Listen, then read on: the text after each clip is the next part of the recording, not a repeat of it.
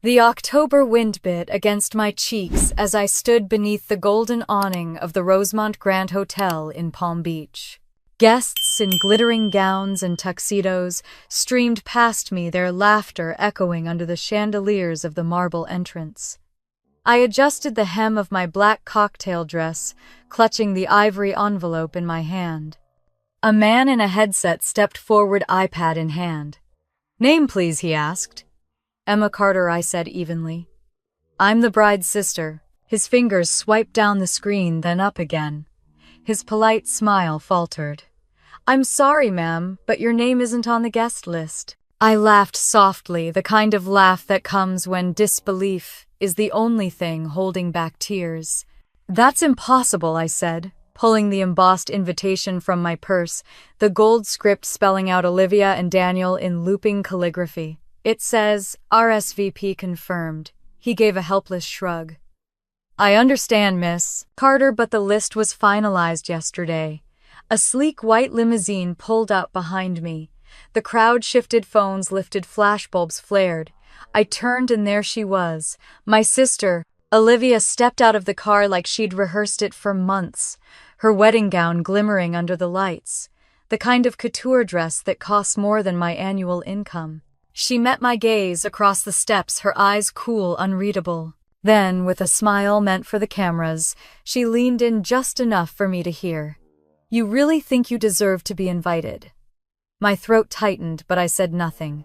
Instead, I turned back to the registration desk and placed the small cream-colored envelope on the counter. "Please make sure the bride gets this," I told the attendant. "It's my wedding gift." The attendant hesitated. "Would you like me to give it to her now?" "No," I said. "Later, during the reception. The timing matters." I walked down the marble steps and into the Florida night. Inside that glittering ballroom, 600 people were about to toast, to love, to wealth, to success. And none of them had any idea that the woman they'd just excluded was the one who could destroy all of it. The hotel's reflection shimmered on the windshield of a waiting taxi. I slid inside and watched the doorman wave another line of limos forward. Somewhere in that procession was my parents, my aunts, every relative who had ever compared my small-time real estate hustle to Olivia's perfect corporate career. They'd be inside clinking glasses, proud that their golden daughter had married a tech CEO. Meanwhile, I was the invisible one again. I told the driver, "Take me to Collins Avenue." My voice was calm, but my hands were trembling. As the taxi pulled away, the laughter faded, replaced by the low hum of city traffic and the whisper of my own thoughts. We used to share everything, clothes, secrets, even a single bed in our childhood home when the air conditioning broke in summer. Back then, Olivia would cry over school bullies, and I'd promise her she'd never face them alone. Now, she couldn't even bear to face me in public. I stared out the window as palm trees blurred past. A memory flickered last Thanksgiving. Her voice across the dinner table, crisp and polished. "Emma, when are you going to get a real job? Selling houses can't be your long-term plan." She'd laughed, clinking her wine glass with our mothers. I'd smiled then too, just like tonight. But smiling doesn't mean forgiving. The taxi stopped at a red light, and through the glass I caught a glimpse of my own reflection.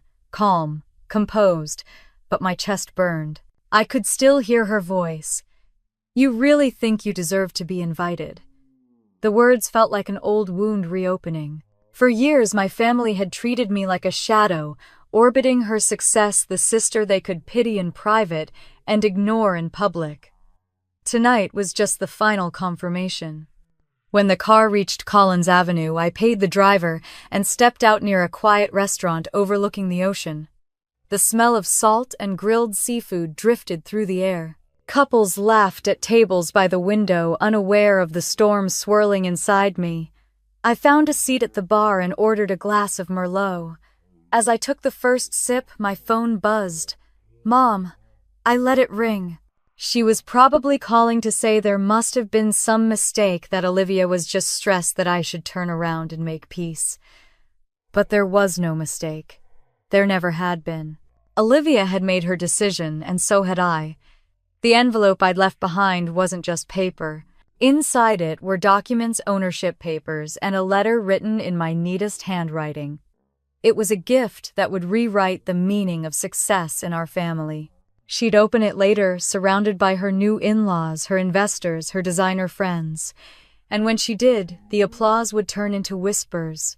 The bartender refilled my glass. I stared out at the dark waves, the sound of the ocean mixing with the muffled thump of music coming from the wedding a few blocks away. Somewhere between the beat and the laughter, I felt something inside me shift. It wasn't anger anymore, it was clarity. For years, I'd let them decide my worth, measured it against Olivia's promotions, her social posts, her expensive vacations. But tonight, as I sat alone, I realized how free I was. I didn't need their approval. I didn't need to belong to a table that had never saved me a seat. My phone buzzed again. A text from Mom. "Where are you? The ceremony is starting." I typed back, "Olivia uninvited me. I'm going home." The 3 dots appeared, then vanished. Then again. Finally, just 2 words. There must be. I turned off the phone. Outside, the moon glimmered on the waves. Somewhere behind me, 600 people were raising champagne flutes, applauding the couple who thought they'd built the perfect life. They didn't know that the foundation beneath it was already cracking. I finished my wine, left a tip on the bar, and walked toward the ocean breeze. My heels clicked against the pavement in steady rhythm, each step lighter than the one before. Somewhere, a violin began playing from the hotel ballroom, a song I recognized from our childhood Pachelbel's canon. Olivia used to say she'd walk down the aisle to it one day. She got her wish, but so did I, because walking away wasn't losing. It was reclaiming everything they'd tried to take from me, my peace, myself, respect, my voice. As the music faded behind me, I thought of the envelope waiting on that marble counter, sealed and silent, carrying the truth that would turn their celebration into chaos. Some gifts don't glitter when you give them. They burn when they're opened. When I got home that night, the city lights of Miami looked softer than usual, almost kind. I kicked off my shoes by the door, let my purse slide onto the couch, and walked to the window. From the 32nd floor, Biscayne Bay shimmered like liquid glass. I stared at it until my reflection began to blur.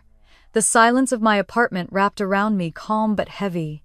On the kitchen counter sat an old photo in a silver frame, 2 little girls in matching floral dresses laughing in the sunday. Olivia's arm was around my shoulders. For a second, I could still hear her saying, "Don't let go." Back then, we were inseparable. Until success became a scoreboard. Our childhood was simple in the way only small-town Florida can be. Dad was a bookkeeper at a car dealership. Mom taught 2nd grade. We didn't have much, but we had enough. Olivia, 3 years younger, was the family's shining star. She played piano at 6, spoke in full sentences before she turned 2, and teachers called her a natural leader. Mom beamed every time someone said that.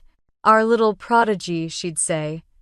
When people looked at me, they just said, "She's the strong one." I didn't know then that strong was just another word for, "You'll have to handle it on your own." I remember my 10th birthday. Mom bought Olivia a brand new keyboard because her recital was coming up. My gift was a leather notebook from the dollar store. "You love writing," she said, as if that explained the difference.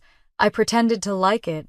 That night, Olivia practiced scales in the living room while I wrote my first story in the notebook. It was about a girl who built a castle out of broken things. Maybe I knew even then what kind of person I'd have to become. When Dad died of a heart attack a few years later, everything changed. Mom fell apart for a while, but she pulled herself together for Olivia's sake. She used to say I didn't need much attention because I was independent. Olivia got tutoring, piano lessons, summer camps. I got a job at 16 to help pay the bills. I told myself I didn't mind. Someone had to keep the lights on. But every thank you I expected never came. Instead, I heard, "Be more like your sister." Olivia went off to college in Boston with scholarships and Mom's full support. I stayed behind working days at the bank and taking night classes. She sent photos from her dorm, her laughing with friends in Harvard sweatshirts, me still counting pennies for rent. Every phone call turned into a subtle comparison. Olivia's thriving mom would say, "You'll get there someday." Someday became a wall I kept climbing, but it kept moving further away. After a few years, I moved to Miami, trading stability for a chance at something bigger. Real estate had always fascinated me, how a place could shape a person's life. I left the bank job, got my license, and started hustling. Mom called it a side gig. Olivia called it risky. I called it survival. Family dinners turned into performance reviews. Olivia, fresh from her MBA, would brag about her firm's clients and bonuses, while Mom nodded approvingly. Then eyes turned to me. "How's the house selling going, Mom?" asked once, like she was talking to a teenager with a lemonade stand. "Good," I said, though.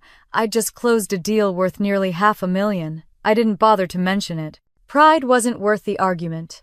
When Olivia met Daniel, everything shifted again. He was charming, ambitious, and came from old money. Mom adored him instantly. "He's the kind of man who elevates a family," she whispered after the first dinner. I became invisible that night. Olivia announced their engagement a year later at Christmas dinner, flashing a diamond the size of a grape. Mom clapped. "Dad would have been proud," she said. No one looked at me, sitting across the table, cutting into dry turkey, quietly happy for her but painfully aware of my place in the family photo. Always the shadow, never the centerpiece. A few months later, during one of our rare sister brunches, Olivia reached across the table and said, "Emma, you should really think about long-term security. Real estate's unstable.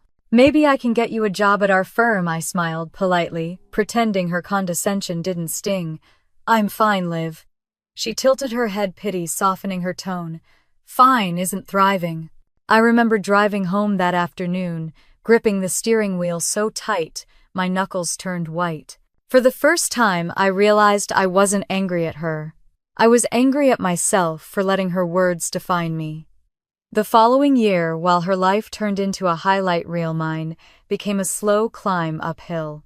She posted pictures of her Hamptons vacations, her office view, her expensive wine tastings.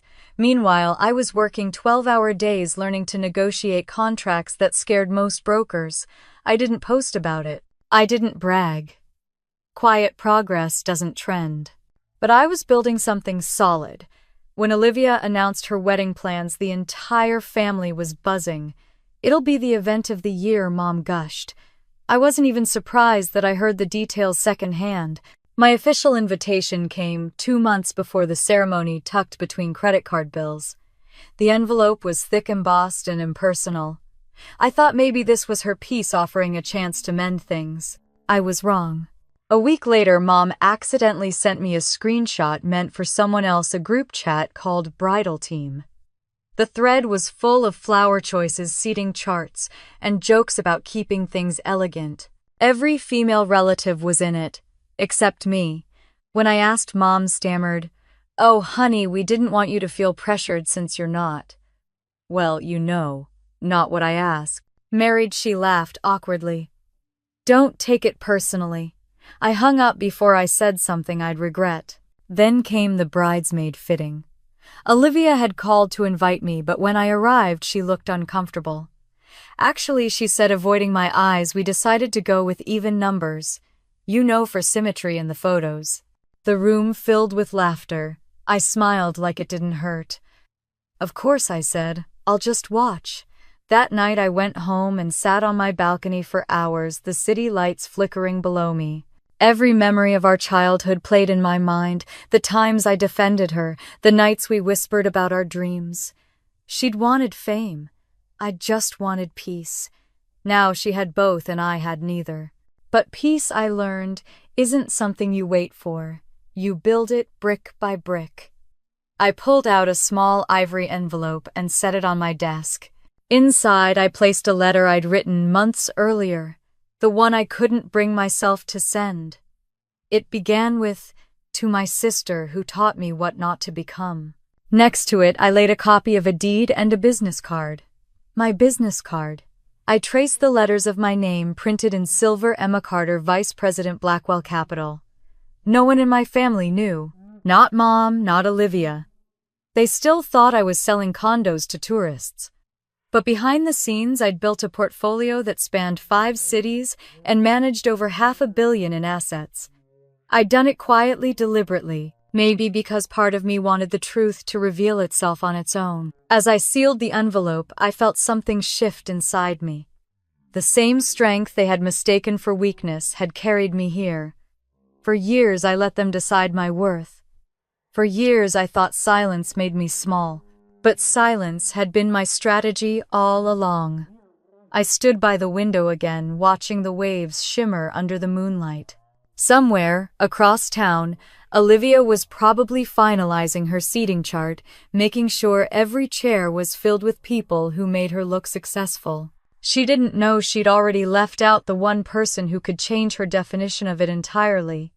That night before I went to bed, I placed the sealed envelope in my clutch. It was light, almost weightless, but I knew what it carried. Not revenge truth. Not anger freedom. They had spent their lives painting me as the family failure, but they'd forgotten something crucial: failures learn how to rebuild. And when we do, we don't just return stronger. We return silent, steady, and unstoppable. The morning sun filtered through the sheer curtains, painting soft stripes of gold across my apartment floor.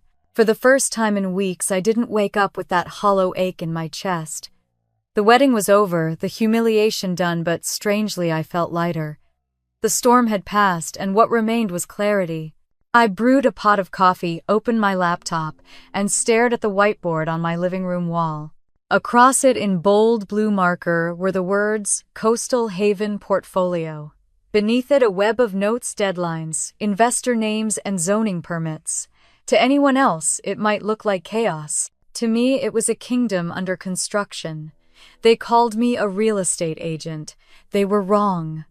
What I really was, what I had become, was an architect of opportunity. I wasn't showing houses. I was building empires, one property at a time.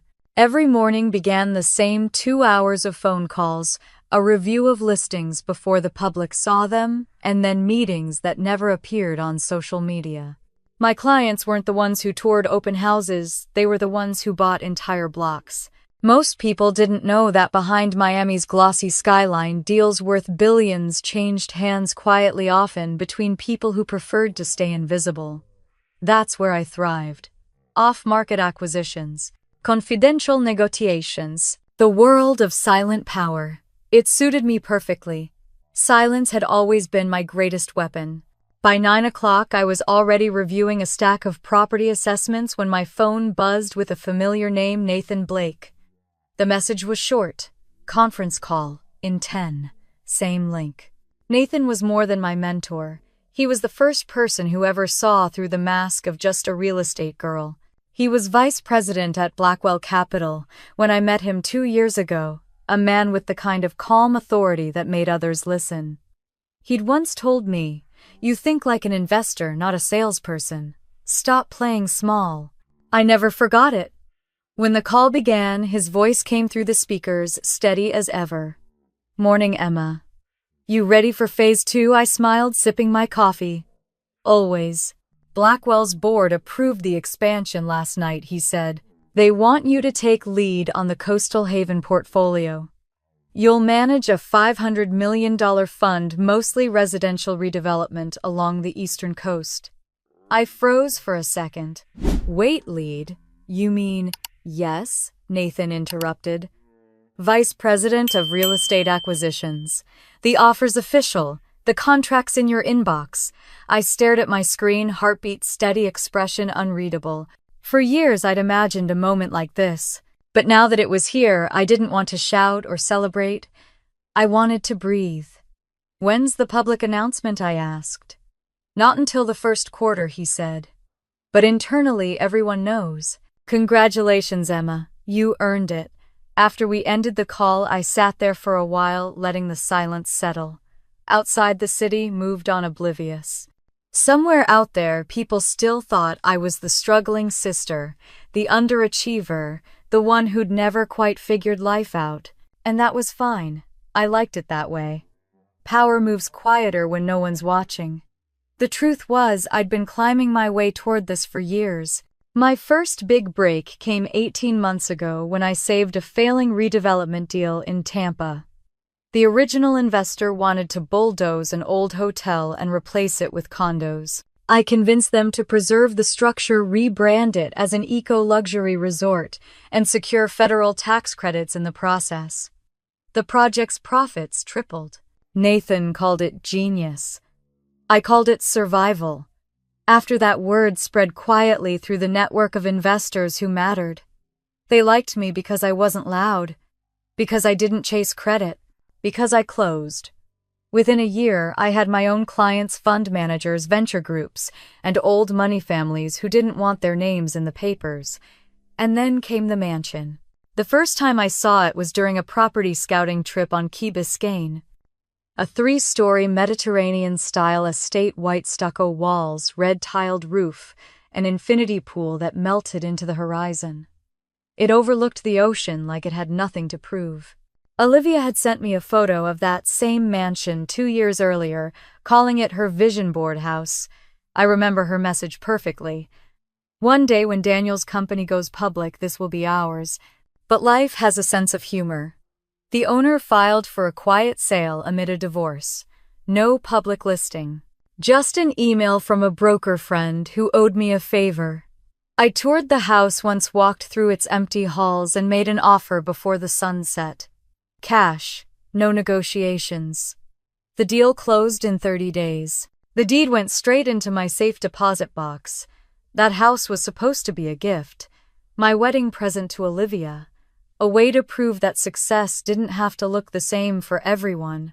I'd planned to hand her the keys during my toast, tell her I was proud, show her that our rivalry could end in grace. But she'd taken that choice away from me long before the wedding began. I poured another cup of coffee and opened the folder on my desk labeled philanthropy. Inside was a proposal I'd been shaping quietly, the Renewal Project. It was an initiative to use vacant luxury properties to create transitional housing for women rebuilding their lives after divorce or financial hardship. I hadn't told anyone about it yet, not even Nathan. It was the kind of project that felt like me, silent, strong, useful. My phone buzzed again, Nathan calling back. "I forgot to mention," he said. "The board wants to feature you in the internal newsletter, maybe even Bloomberg later this year." I laughed softly. "That might upset a few people," he chuckled. "Let it. You've earned your seat at the table."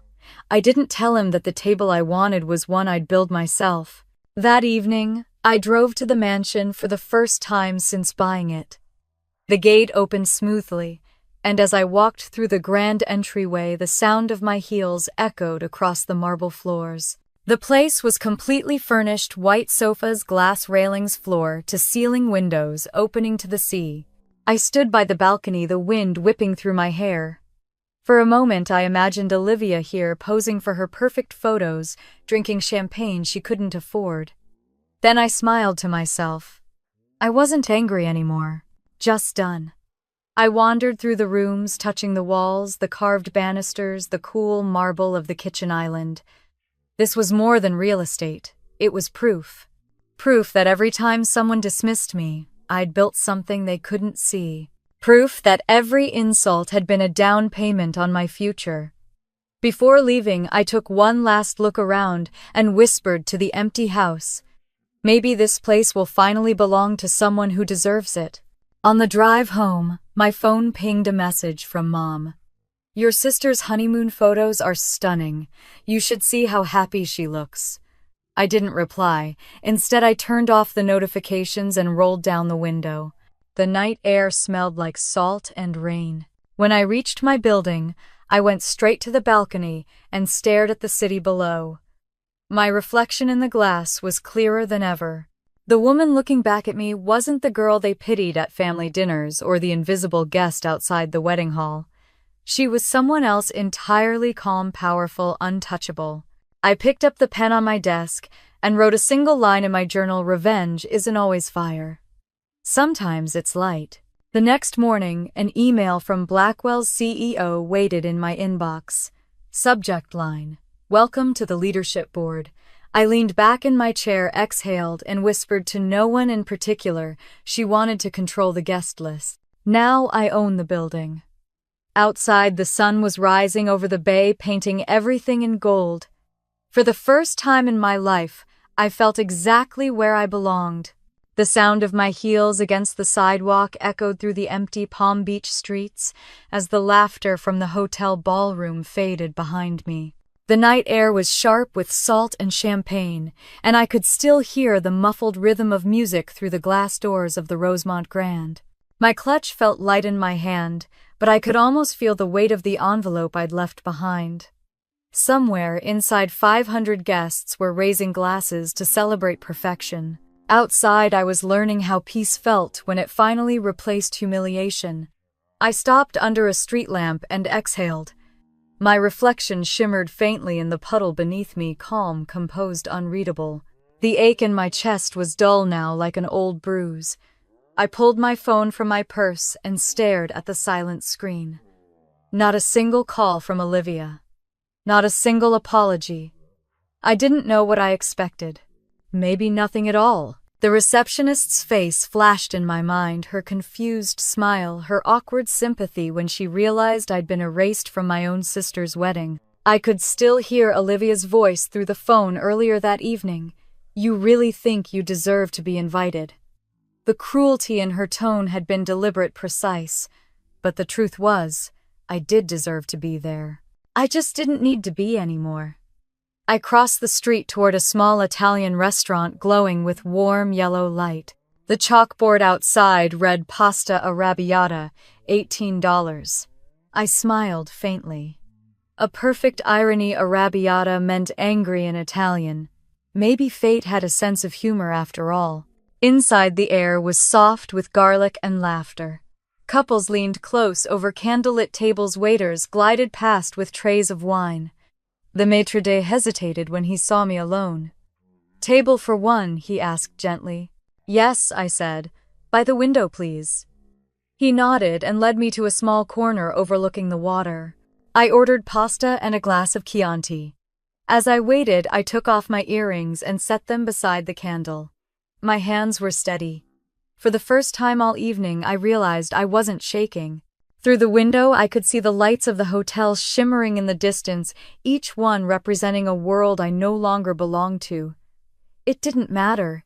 They could keep their chandeliers and photo ops. I had something they didn't, freedom. The waiter returned with my wine. "Celebrating something?" he asked with a smile. "Yes," I said softly. "A new beginning." When he left, I pulled my phone closer and scrolled through my messages. A text from Mom appeared at the top. "Where are you? The ceremony is starting soon." I typed back, "I wasn't invited." The 3 dots blinked, disappeared, blinked again, then nothing. I turned the screen face down and let it rest. I lifted the glass and took a slow sip. The wine was warm and bitter, perfect. Outside, a group of tourists passed by, laughing, the sound floating through the glass. For a moment, I imagined walking back to the hotel, storming into the ballroom, demanding my seat at the table that had once been mine.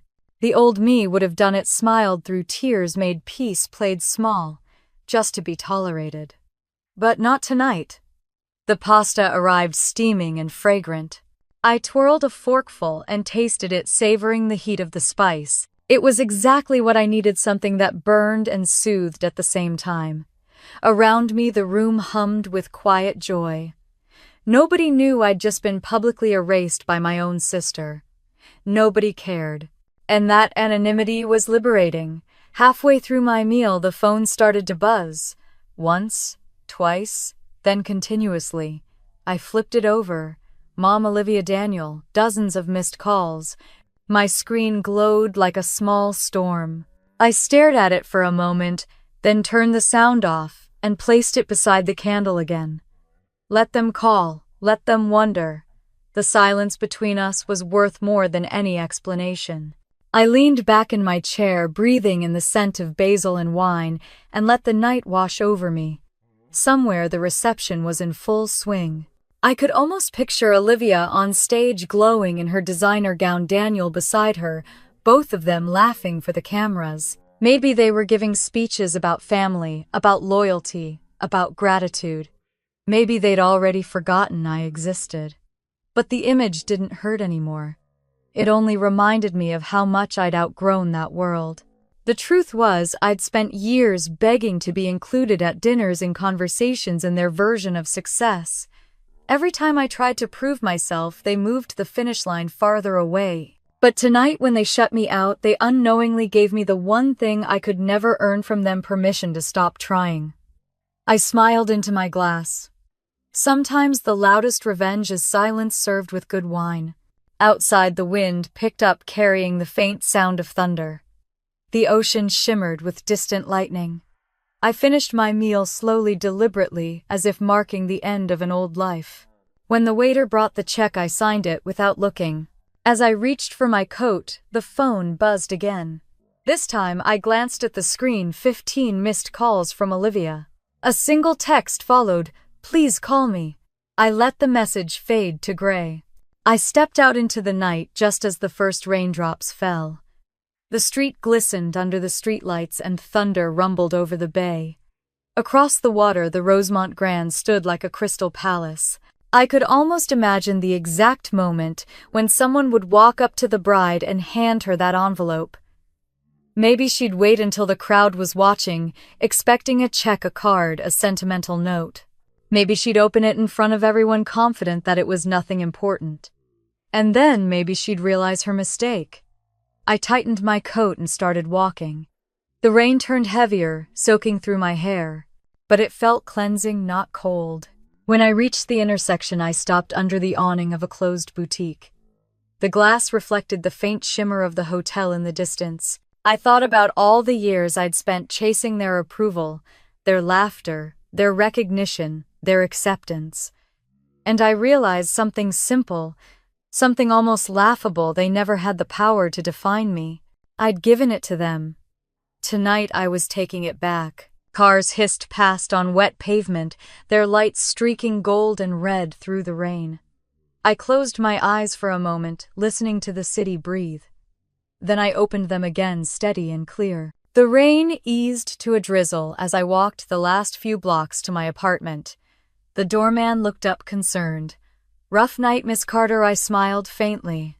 "Not at all, just the kind I needed." In the elevator, I watched the floor numbers climb, each one a heartbeat closer to the quiet life waiting for me above. When the doors opened, I stepped out into the familiar calm of my apartment, the hum of the city below, the faint salt air drifting through the balcony doors. I poured myself one last glass of wine and stood by the window, watching lightning flash across the horizon. Somewhere out there, my sister was giving her speech, maybe even raising her glass, to toast the people who made this night possible. She had no idea how much those words would come back to her. I took a slow sip, feeling the warmth spread through me. Then I set the glass down and whispered into the quiet room, "Let the storm come." The city lights flickered, the thunder rolled, and I smiled. Because for the first time in years, I wasn't waiting for anyone to see me. I was finally standing in my own light. Inside the ballroom of the Rosemont Grand, the night glittered with champagne and arrogance. Crystal chandeliers reflected in 1,000 glasses, violins sang. Above the laughter of the city's most polished people, and at the center of it all, stood Olivia. Her smile was picture perfect, her dress catching every flash of light. To anyone watching, she was flawless. To me, if I had been there, she would have looked exactly as she always had: proud, certain, and completely unaware of the storm about to arrive. The orchestra had just started another piece when the wedding planner approached the head table, whispering something into Olivia's ear. Olivia's expression faltered, then brightened again for the crowd. "A gift from your sister, Miss Carter," the planner murmured. It was left at the front desk. "From Emma," Olivia repeated, her tone sharp with disbelief. "Well, that's unexpected." Her bridesmaids leaned closer, curious. "Open it," one of them whispered, giggling. Olivia smiled tightly. "Why not? Maybe it's a check." She does love a dramatic gesture. The laughter around the table swelled. She lifted the small cream envelope, broke the seal, and slid out the contents. A letter. A single business card. A thin document folded neatly in half. At first she thought it was a joke. The letter began, "To my sister who taught me what not to become." The words struck her like a slap, but she laughed, assuming sarcasm. "Oh, how poetic," she said, rolling her eyes. Guests chuckled politely. But as she turned the card over, her fingers stilled. The laughter faded when she read the name. Emma Carter, Vice President, Blackwell Capital. A ripple of confusion passed through the table. "Wait, Blackwell Capital," someone muttered. "Isn't that the investment firm with the Manhattan Towers?" Olivia blinked, her pulse quickening. "It's obviously fake," she said, too loudly, voice brittle. "My sister sells condos in Miami, for God's sake." She grabbed the folded paper and opened it. Her eyes darted over the printed lines and color drained from her face. Key Biscayne Mansion, deed of ownership. Purchase price $3.5 million, paid in full. Owner Emma Carter. For a moment she couldn't breathe. Daniel, standing beside her, frowned. "What is that?" She handed it to him with shaking fingers. It can't be real." The guests leaned in, murmuring. One man pulled out his phone and typed something quickly. Within seconds, the Blackwell Capital website loaded on his screen, the company's leadership page glowing in the dim light. "She's right here," he said aloud. "Emma Carter, Vice President of Real Estate Acquisitions. Announced 3 days ago." The room fell silent. Every violin string, every clink of glass seemed to stop at once. The only sound left was the quiet rush of whispers spreading like fire. Daniel looked from the screen to Olivia, disbelief etched on his face. "You told everyone she was struggling." I thought she was," Olivia stammered.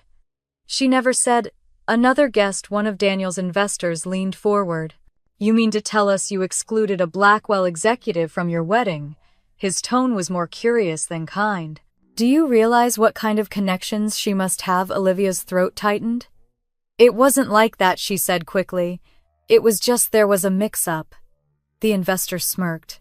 "A mix-up that ended up on the internet, apparently." Phones began to glow across the room. Screens filled with the same article. Blackwell Capital appoints Emma Carter as Vice President of Real Estate Acquisitions. Her photograph sat proudly beneath the headline, confident, poised, unmistakably professional. The same sister she had dismissed as a failure was now managing a $500 million portfolio. Daniel's mother gasped. "Olivia, didn't you say she barely made rent?" Olivia began, but words failed. Across the room, one of Daniel's board members turned to him. "Is this the same Emma Carter handling our property investments in Florida? Because if it is, you should probably call her." The blood drained from Daniel's face. "You mean she's that Emma Carter?" The investor nodded. "Yes. She's brilliant. We've been trying to get a meeting with her for months." Olivia's world began to tilt. She clutched the back of her chair, her diamond bracelet catching the light, as if mocking her. Around her, guests whispered and scrolled, comparing notes, confirming facts. The humiliation was absolute. The wedding planner hovered uncertainly nearby. "Should I take this back, Miss Carter?" she asked softly. Olivia shook her head, numb. "No, leave it." Daniel leaned close, voice low and cold. "You told me she was embarrassing. You said she'd ruin the image of this night." "I didn't know," Olivia whispered. "I swear I didn't know." His eyes hardened. "Well, everyone else knows now." The orchestra tried to resume the music, but no one listened. The guests had found better entertainment, the unraveling of a bride's perfect world. Cameras discreetly flashed as someone whispered, "This will be all over page 6 by morning." Olivia sank into her chair. Her mother approached from another table, face pale, clutching her pearls. "What is happening? Why is everyone staring?" Olivia showed her the papers. Her mother read them once, twice, then glared. "You said she was unemployed. I thought she was." Olivia cried, voice cracking. "She lied to us. Or maybe you just never asked," her mother snapped. The murmurs around them grew louder. Laughter from other tables turned into awkward coughs. Even the waiters slowed, pretending not to listen. Olivia's hands shook as she reread the letter. At the bottom of the page, beneath the neat handwriting, one final line glared back at her. I was going to give you the keys to your dream home tonight. But you made it clear successful people don't belong at your wedding. Congratulations on your marriage. The mansion will find a better purpose. Tears blurred the ink. The irony twisted like a knife. The mansion, the one she'd dreamed about, bragged about, posted on her vision board, had been hers to receive. Until she decided her sister wasn't worth an invitation. Guests began to drift away from her table, some glancing at her with pity, others with fascination. Daniel stood beside her, jaw tight. "I need to take this call," he said, stepping aside. She watched him walk toward the doors, phone pressed to his ear, his expression grave. She knew instinctively he wasn't calling her, he was calling Emma. The band tried to recover, striking up another tune, but no one danced. The reception had turned into a whispering gallery. Every eye followed Olivia as she sat frozen, clutching the papers that had detonated her perfect image. Upstairs in her suite, her phone buzzed relentlessly. Notifications, messages, mentions. She scrolled through the headlines until one made her stomach twist. Sister of Blackwell VP excludes her from wedding, internet reacts. A video clip showed her laughing as she opened the envelope, mocking what she didn't understand. The comments below were merciless. At the same moment, miles away, I sat in the quiet of my apartment, swirling the last of my wine. My phone vibrated on the table, 47 missed calls. I didn't answer. I already knew what they were saying. I leaned back and smiled faintly, picturing her face as the truth unfolded, the gasps, the silence, the realization. It wasn't joy I felt, just release. In the end, I hadn't humiliated her. She'd done it all herself. For years, she'd told anyone who would listen that I wasn't enough. Tonight, in front of the people she'd tried so hard to impress, she discovered exactly how wrong she'd been. I turned off the phone, poured another glass of wine, and whispered into the empty room, "Cheers, little sister." The city outside was quiet except for the hum of distant thunder. Somewhere across the bay, under the glittering lights of the Rosemont Grand, the perfect wedding was crumbling. And for the first time, I didn't feel invisible. I felt untouchable. The morning after the wedding, Miami woke up to a different kind of storm. The headlines were everywhere before sunrise. Bride excludes sister, turns out she's a Blackwell VP. The photo on the front page showed Olivia mid-laugh, holding my letter like a fool who'd just opened Pandora's box. The internet was merciless. Talk shows replayed. The clip, business blogs picked it apart, and Twitter had already crowned it the most poetic karma of the year. I stood by my kitchen window sipping coffee, watching sunlight reflect off the bay. My phone buzzed non-stop on the counter. Mom, Olivia, Daniel. Unknown numbers, it was chaos. I didn't answer a single one. The city outside looked serene, unaware that a family name was collapsing in real time. When the calls didn't stop, I switched the phone to silent. I'd spent years jumping at every notification from them, desperate to stay included. Not anymore. I poured another cup of coffee and opened my laptop. A new message sat at the top of my inbox from Blackwell's internal communications team. "Congratulations, Miss Carter. The press coverage from the leadership announcement has exceeded all projections." The irony made me smile. I hadn't planned this timing, but maybe fate had. The same night I was erased from my sister's guest list, the company had quietly published my promotion on their global site. Truth has a way of showing up right when arrogance thinks it can hide forever. By 9 a.m., the first call from Nathan came through. "Morning, Emma," his calm voice said. "I assume you've seen the news. Hard to avoid," I replied. "Blackwell's trending for the right reasons. You, however." He paused, his tone amused. "You might want to stay off social media for a few days. They're calling you the sister who played chess." I laughed softly. "Let them. I've been playing chess my whole life. They just never noticed the board." Nathan chuckled. "Well, congratulations again. You've made quite an entrance." When the call ended, I closed the laptop and stared at the city skyline. For the first time in years, I didn't feel small. I didn't feel erased. I felt seen without even having to say a word. Meanwhile, across town, chaos reigned inside my parents' house. Olivia had flown back from Palm Beach at dawn, her mascara still streaked from the night before. Mom's voice could be heard through the walls, sharp and desperate. "You humiliated this family, Olivia, in front of everyone I didn't know." Olivia screamed back. "She never told us." She lied. Dad's voice, quiet but firm, cut through. "She didn't lie. You never asked."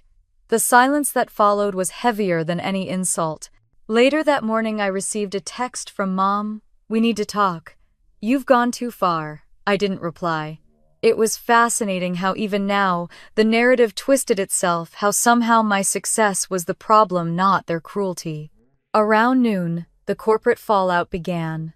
Daniel's investors withdrew from his tech company's upcoming funding round. The statement from one of them was blunt. "We question the judgment of any leadership associated with public disrespect toward Blackwell Capital. The business world moves fast when reputation is currency." By evening, 3 more investors had pulled out. Olivia's phone must have been on fire. Mine was silent. That night, I walked along the pier, the water dark and glittering under the city lights. My phone vibrated in my pocket. Mom again. I almost didn't look, but a part of me wanted to hear her voice to see if anything had changed. I answered. "Emma," she said, her voice tight, exhausted. "What did you do to your sister?" I let the words hang there. "I didn't do anything, Mom." "She did. She's having a breakdown," she said sharply. "You ruined her wedding. Her career could be over. She ruined it the moment she decided I wasn't enough to be seen beside her," I said quietly. There was silence on the line. Then her voice softened, almost pleading. "You could have told us, sweetheart, about your job, about all of this." "We're family," I laughed under my breath. "Family doesn't ask what you do for a living just to compare paychecks. Family doesn't erase you from invitations." "Don't be cruel," she snapped. "I'm not being cruel," I said. "I'm being honest." And then I hung up. Back at the Rosemont Grand, reporters were still stationed outside. They'd gotten word of the viral story and were hunting for a comment. Olivia refused to leave her suite. Daniel did damage control with the media, but his tone was defensive, brittle. One journalist quoted him saying, "It was all a misunderstanding." The article headline mocked him for it, "Misunderstanding at a $200,000 wedding." The next morning, Blackwell's PR team called again. "Emma, your composure in this situation is being praised," said the communications director. "Would you like to release a statement?" "No," I said simply. The truth doesn't need commentary. By midweek, the story had evolved into something else entirely. Financial blogs were praising the quiet dignity of my actions. Women in business forums debated whether my choice to walk away was the ultimate power move. I didn't comment. I didn't need to. Then came the voicemail from Olivia. I found it late at night after a long day of meetings. Her voice was small, ragged. "Emma, please call me. Everyone's turned against us. I didn't mean for this to happen. Please, I'm sorry." For a moment, I almost felt the old reflex to comfort her, to fix things, but that instinct died quickly. I poured a glass of wine instead, stood by the window, and let her words fade into the air. The next day, Mom showed up at my office. I hadn't told her where it was, but I suppose desperation makes people resourceful. The receptionist buzzed me. "Your mother's here. She's insisting." I sighed. "Send her in." She entered with the energy of a woman carrying years of misplaced guilt. "Emma, this has gone too far," she said before sitting down. "Your sister hasn't eaten in 2 days. You need to fix this." I folded my hands. Fix what? The fact that I have a career, the fact that the world knows it now. She hesitated. "You're twisting things." "No, Mom," I said softly. "You've just been listening to the wrong story." She blinked, visibly thrown. "We just want peace in this family." "Peace isn't pretending nothing happened," I replied. "Peace is not letting it happen again." Her mouth opened, then closed. For the first time, she didn't have an answer. She stood up quietly and left, leaving behind the faint scent of her perfume and decades of denial. That night, I scrolled through social media one last time. The noise was deafening: articles, videos, interviews. But one post stopped me. A woman had written, "To every older sister who's ever been told she wasn't enough, Emma Carter just proved we were never the problem." I read it twice, my throat tightening. Revenge, I realized, wasn't about hurting anyone. It was about balance, restoring the scales after years of being weighed down. And sometimes that balance looked like silence.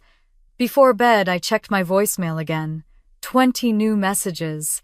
Olivia's voice grew more desperate with each one. "Emma, please, call me. We can fix this." But I'd already fixed it. Not by answering her, but by no longer needing to. The next morning, I woke to sunlight pouring across my bed. I stretched, took a deep breath, and smiled. The chaos was still out there online, in my family's group chats, in Olivia's unraveling image, but it no longer belonged to me. For once, the noise wasn't mine to carry. The quiet was. 2 weeks after the wedding scandal, the headlines had finally begun to fade, but the world had already changed for all of us. For Olivia, the silence was exile. For me, it was freedom. I stood by the tall windows of my new office at Blackwell Capital's Miami Tower, the morning sun glinting off the bay below. The brass plaque on the wall read Vice President of Real Estate Acquisitions.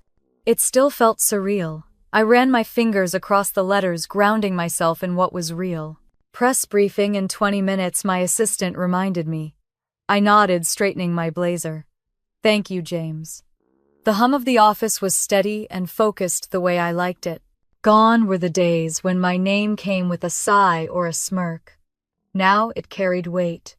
Power doesn't have to roar. Sometimes it only needs to arrive and say, "I'm here." At 10 o'clock sharp, the conference room filled with reporters. Cameras clicked, pens scratched against notepads. The CEO of Blackwell, Robert Klein, stood beside me at the podium. "It's my pleasure to introduce Emma Carter," he said, smiling toward me. "She'll be leading our new $1.2 billion residential portfolio across the East Coast. Her leadership represents the future of Blackwell." The flashes exploded like fireworks. I smiled, steady and composed. A journalist from Bloomberg raised her hand. "Miss Carter, given your recent viral story, what would you say defines your success?" I took a breath. "Integrity," I said simply. "It's the only form of real estate you can never lose once you've built it." A ripple of laughter and nods followed. They liked that answer. The cameras kept clicking, but I didn't flinch. For the first time in my life, I didn't feel like I was proving myself. The truth had already done it for me. That evening, as I stepped out of the building, my phone buzzed with news alerts. Blackwell VP's viral scandal turns into a lesson in grace. Another headline read, "Emma Carter, the quiet power behind Blackwell's expansion." I smiled faintly. Let them write. The story was theirs now, not mine. Meanwhile, miles away, Olivia and Daniel were watching that same press conference from their penthouse. The television light cast a pale glow across their faces. Olivia's eyes were hollow. "That's me they're talking about," she whispered. Daniel didn't look away from the screen. "No, Olivia, they're talking about her." He muted the TV. The silence between them was worse than any argument. His voice was low, cold. "3 of my board members called today. They want to distance themselves from us. Apparently your sister manages half their investment properties." Olivia's hands trembled. "Daniel, please," he stood. "This isn't about the wedding anymore. It's about judgment. And right now, you've proven you don't have any." When he walked out, the door clicked softly behind him, but it sounded like finality. Olivia sank into the couch, staring at the screen, frozen on my face. The sister she'd once dismissed now broadcast across every network as a symbol of power. Back at Blackwell, I returned to my office to find Nathan waiting by the window, coffee in hand. "You handled that press circus like a pro," he said. "Years of practice pretending not to flinch," I said, smiling. He chuckled. "Welcome to the top, Emma." "Feels strange," I admitted. "Like I've been climbing a mountain that no one believed existed." Nathan nodded. That's the thing about invisible work, it builds visible empires. Later that week, my inbox overflowed with partnership offers, invitations to conferences, requests for interviews. But one email caught my eye, subject line family meeting.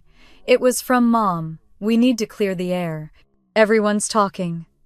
Please meet us at Mateo's Cafe tomorrow, 7 p.m. For a moment, I hovered over delete. But something in me wanted to face it just once without fear or apology. When I arrived, the cafe was half empty, soft jazz playing in the background. Mom and Dad sat in a corner booth, both looking older than I remembered. Mom stood immediately. Emma. Her tone was rehearsed, polite. You look different. Success does that to people, I said, evenly sliding into the seat. Mom cleared her throat. Olivia's been having a hard time. People can be cruel online. Maybe if you made a statement, something kind, it might help her recover. I sipped my coffee. You mean a lie? Her face tightened.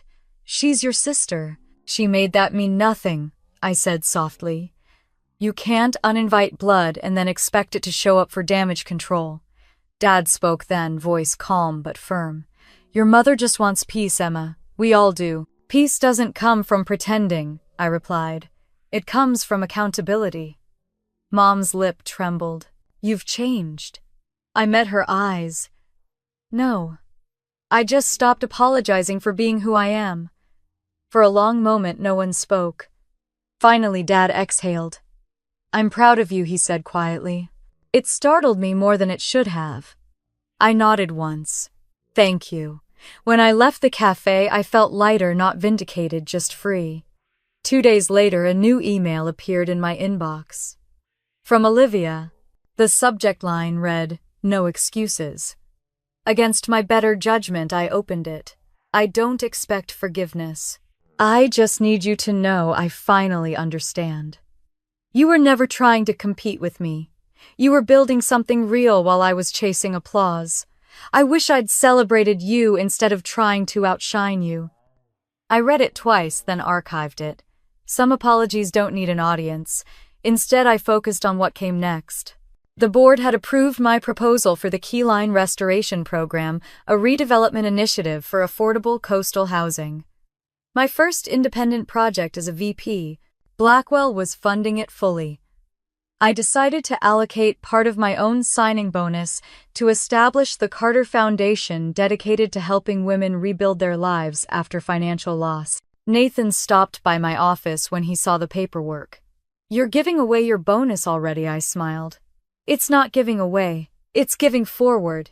He leaned against the doorframe. You've turned revenge into redemption. Maybe they're the same thing, I said, just spelled differently. The following week, I flew to New York for the Women in Finance Summit. I was one of the keynote speakers, a last-minute replacement for someone who'd dropped out. Standing backstage, I adjusted the mic and glanced at the audience. Hundreds of women filled the room, their faces reflecting the hunger to be heard. When my name was announced, the applause was thunderous. I stepped to the podium, took a breath, and began. For years, I thought success was about being seen, I said. But real success is about seeing yourself clearly enough that no one else's vision can define you. The room was silent, focused. I used to think family approval was everything, I continued. Now I know approval means nothing without respect. And respect starts when you stop apologizing for existing. When I finished, the audience rose in a standing ovation. The applause wasn't for what I'd achieved, it was for every woman in that room who'd been told she wasn't enough. After the event, as I walked through the lobby, Nathan called, You killed it, didn't you? Something like that, I said, smiling. That night, back in my hotel room, I opened the curtains and looked out over the city lights. Somewhere out there, Olivia was rebuilding her own life, perhaps realizing that the person she'd tried to bury had become the mirror she couldn't avoid. I wasn't angry anymore. I didn't need revenge or validation. I'd already won the only thing worth having, peace built on truth. As I turned off the lights, I caught my reflection in the window. Calm, grounded, whole. They once erased my name from their list. Now it was engraved on everything that mattered. The article appeared on a quiet Monday morning, tucked between stock reports and real estate forecasts. Blackwell VP donates $3.5 million mansion to Women's Renewal Foundation. My assistant James placed a printed copy on my desk, his eyes bright. "You're trending again, Miss Carter. In a good way this time." I smiled faintly and took the paper. The photo showed Maria Santos, the foundation's director, standing in front of the Key Biscayne mansion. The caption read, "Former luxury property becomes transitional housing for women rebuilding their lives." I traced the edges of the page with my fingers and whispered, "Welcome home." Across town, Olivia sat at her dining table staring at the same article on her phone. Her hands shook as she scrolled. The photo of the mansion, her mansion as she had always called it, filled the screen. The cream walls, the red tile roof, the ocean beyond. The same house she'd toured 2 years ago, taking selfies in every room, promising that one day she'd live there. Now the headline confirmed what she couldn't comprehend. Donated by Blackwell VP Emma Carter. She called Daniel immediately, her voice barely steady. "Did you see it? I'm in a meeting," he said sharply. "Daniel, please. The Key Biscayne mansion, it's hers. It was supposed to be ours." There was a pause. "Ours? We never even made an offer." "But you know I loved it," she whispered. "You know I wanted it." Daniel sighed, his patience thinning. "Maybe that's the problem, Olivia. You've spent your life wanting things you didn't earn." He hung up before she could reply. Meanwhile, I was sitting in a sunlit conference room, signing the last of the donation documents. Maria's hands trembled as she watched. "Are you sure, Miss Carter? This property could sell for much more now. You could invest it. Use it I already have," I said, signing my name with a steady hand. "The investment is here." She smiled, her eyes glistening. "You just changed the lives of 20 women." I nodded. "That's the point." As she left, I stayed behind for a moment, looking out the window. The bay sparkled beneath the morning sun, calm and endless. For the first time, the idea of giving something away didn't feel like loss. It felt like freedom. That afternoon, I visited the mansion one last time. The gates swung open easily, and I stepped through heels, clicking on the marble walkway. Inside, the air was cool, faintly perfumed with salt and jasmine. Sunlight poured through the floor-to-ceiling windows, painting gold across the polished floors. I remembered the first time I'd stood there months ago, imagining Olivia laughing in the kitchen, posing on the balcony for her next round of curated happiness. Back then, I'd wanted to give her that dream. I wanted to believe she could love me again if I handed her proof that I'd made it. But people like her never saw love as enough, they only saw leverage. Now, as I walked through the house, I didn't see marble or ocean views. I saw rooms filled with voices that deserved to be heard. The women Maria would bring here, single mothers, survivors, women told they were too broken to start again. This place would belong to them now. The thought made me smile. That evening, as I left, the sky turned coral pink. I paused at the gate and whispered, "You were never hers. You were waiting for someone who needed you more." At that exact moment, Olivia sat in her living room refreshing the news feed over and over. The comments under the article were a chorus of praise. Finally, someone using wealth for good. A real act of class and grace. Her name wasn't mentioned once. She threw her phone across the couch, heart pounding. Then she did something she hadn't done in years. She called me. The first ring felt like a ghost knocking. The second, like déjà vu. I didn't answer. By the fifth, I let it go to voicemail. Her voice cracked through the speaker. "Emma, please. I know you hate me. I know I was cruel.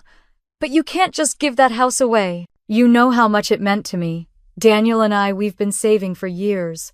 It would change our lives." I listened in silence. When the message ended, I turned off the phone and stared at the city lights. "It already did," I murmured. "Just not yours." The next morning, the donation went public. News outlets picked up the story within hours.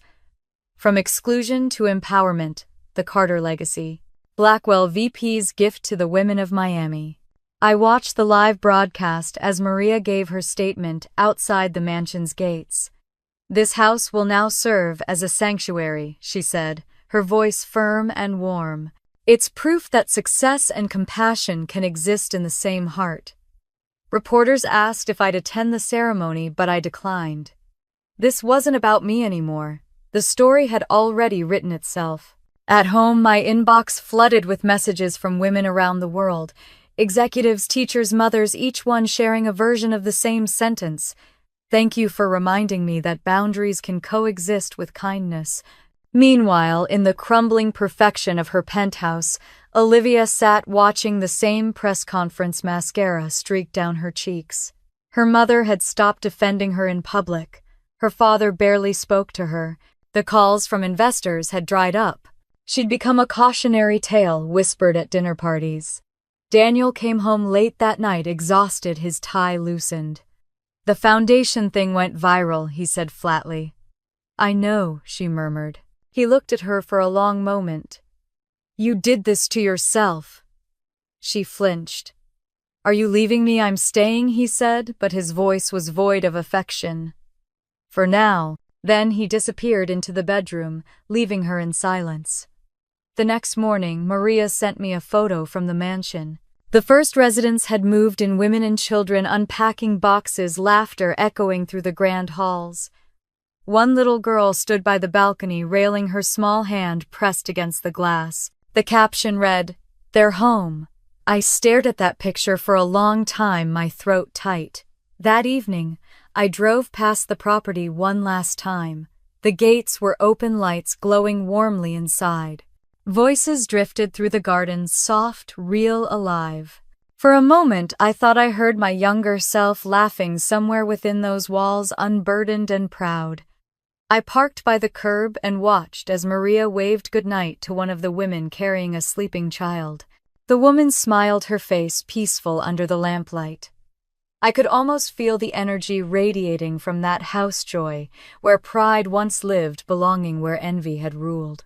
A gentle breeze swept across the water, carrying the scent of salt and hibiscus. I whispered, "You were never supposed to be a mansion, Olivia. You were supposed to be a mirror." I got back into the car, feeling the calm settle deep into my chest. When I reached home, James had left a single note on my desk with the latest update from the foundation. "Your donation has already changed 17 lives." I turned off the lights, sat in the quiet, and smiled. She had lost her mansion. I had found my peace. The story spread faster than I expected. Within 48 hours, every major outlet had picked it up. Blackwell VP's $3.5 million donation inspires a generation. From Family Feud to philanthropy. My name was suddenly everywhere. Talk shows debated my motives. Magazines called it a masterclass in graceful revenge. I didn't correct them. They could call it whatever they wanted. For me, it wasn't revenge anymore. It was release. At Blackwell, the week moved in slow motion. Everyone wanted meetings, partnerships, handshakes. My assistant's inbox overflowed with requests from nonprofits and corporate sponsors. "You've started a movement," James said, almost giddy. "I didn't start anything," I replied, glancing out the window. "I just stopped letting other people write the story." He smiled, but I could tell he didn't understand. Few people did.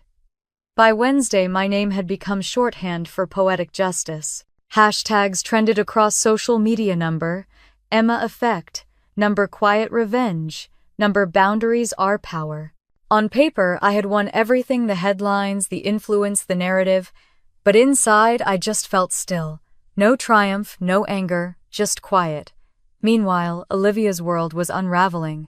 Her phone wouldn't stop buzzing, not with congratulations, but with pity. Her once carefully curated followers began unfollowing.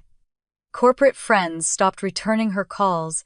At a charity luncheon, 2 women whispered about her just loud enough for her to hear. That's her, the one who uninvited her own sister.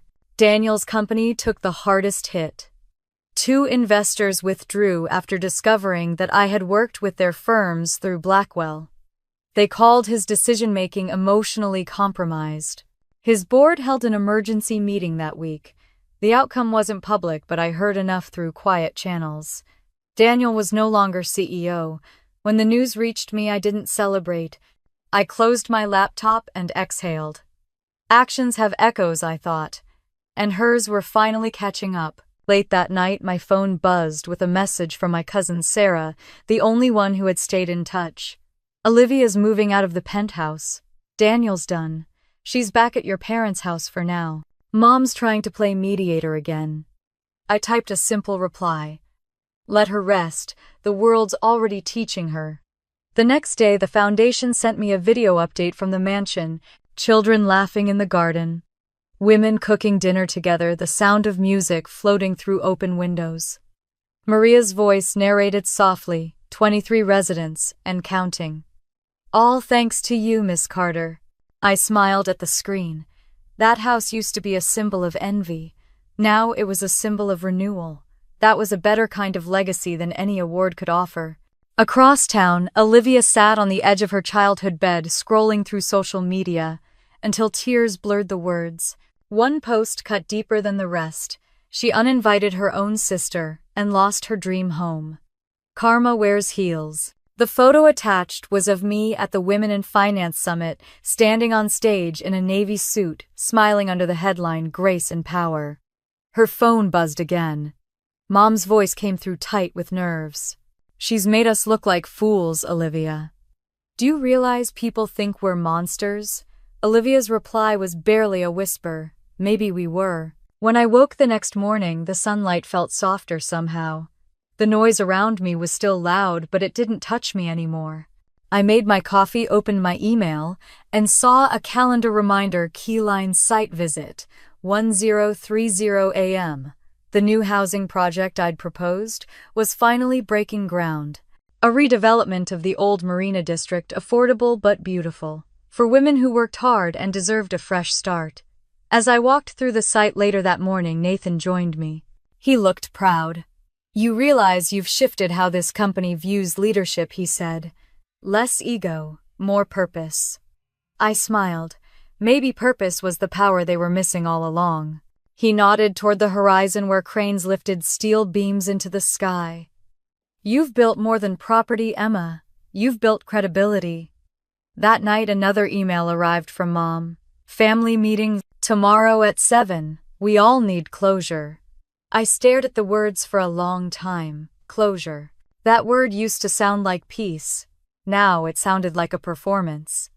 Still, I decided to go. Not for them, for myself. The next evening, I drove to my parents' house, the same white brick place where I'd spent my childhood feeling invisible. When I walked in, the smell of old furniture and gardenias hit me like memory. Olivia was already there, sitting stiffly on the couch. Mom stood by the window, arms crossed. Dad sat in